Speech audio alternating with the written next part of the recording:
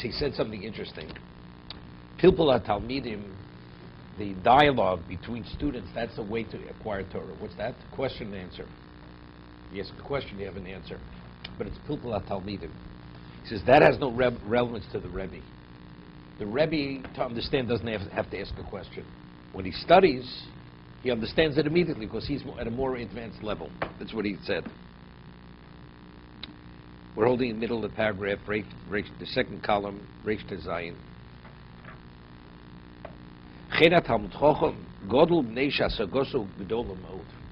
A person who's already an accomplished Talmud Chochem,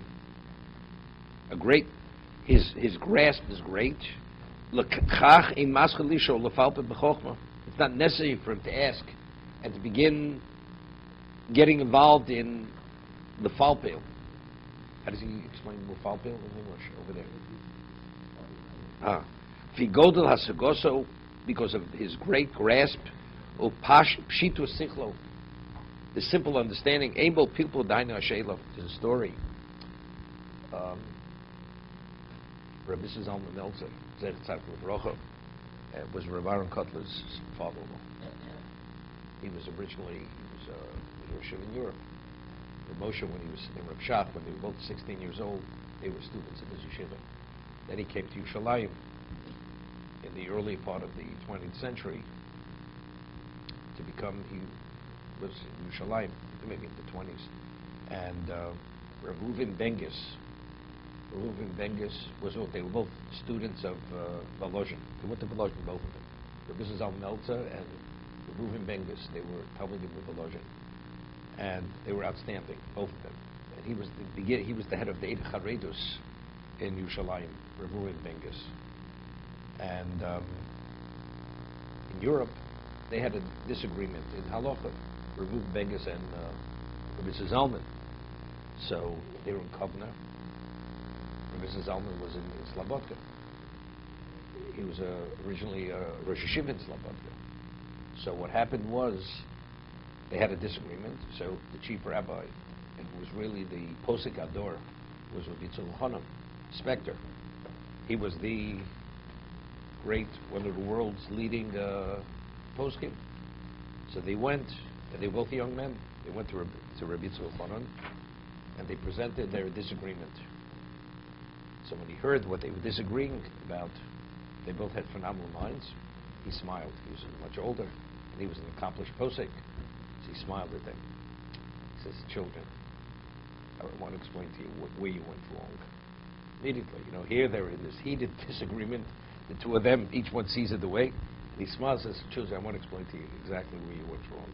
And he goes and explains it to them. I mean, his dimension of understanding was obvious. It was black and white. He understood it.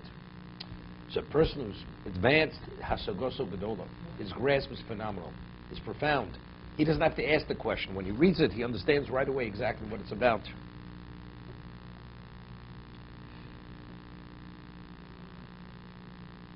al-Qul pilpul sheila afuke agdol meibem sheila. Whenever you get involved in a Torah dialogue, so you ask a question, and then there's a response, and there's a back and forth. But a person who's an accomplished Talmud Chochem, Eimem Sheilo. There's no question. Lefich Omar Shaktanim Mechadin Es Hagdolim Neishem Sholim Biyosei Rosurcha Chochem Hoshiv. Here. So the person who's younger, he doesn't have that clarity. So he has to ask the question. As a result of asking the question, the greater person has to respond.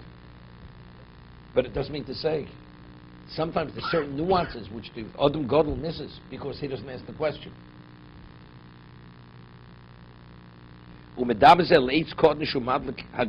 This is the ember which ignites the large piece of wood. Because of his limitation, that's the question. And that's the main Torah discussion, dialogue.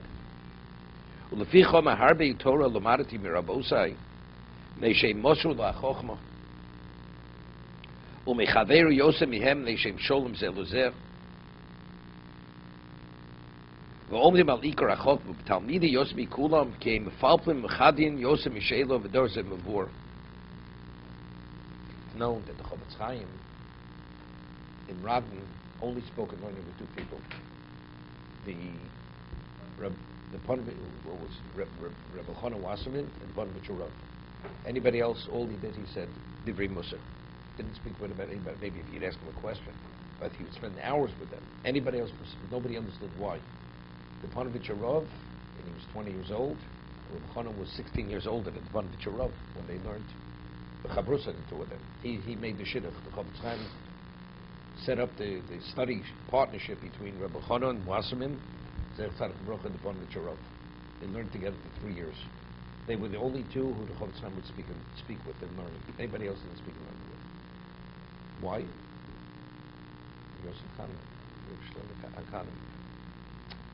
So they say it's brought. Some of them said because his father, Ponovich Rav's father, was a Rav. And he had a special relationship with the Chovot Chaim. So he felt like it was like family almost. Ponovich Rav was a young man, was a young bocher, felt he had to really take care of him. Like the father takes care of the child. To be continued.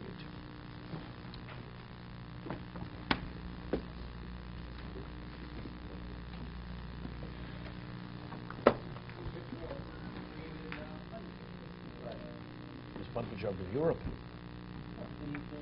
That was afterwards, later. This is the same Ponovich Rav from the story of the barrel wine in Florida? Yeah. That was towards already. He was older. He was man.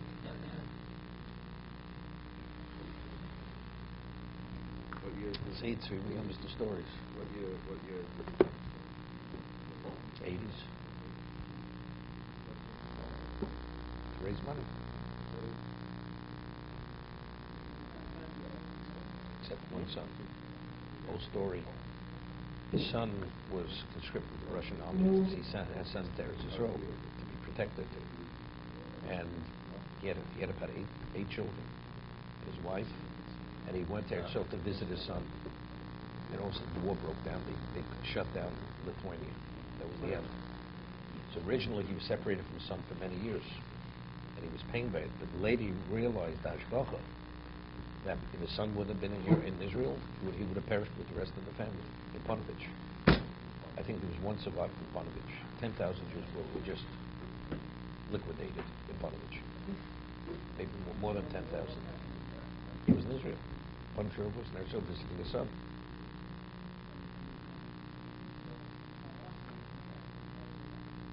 He went back. Yeah. Okay.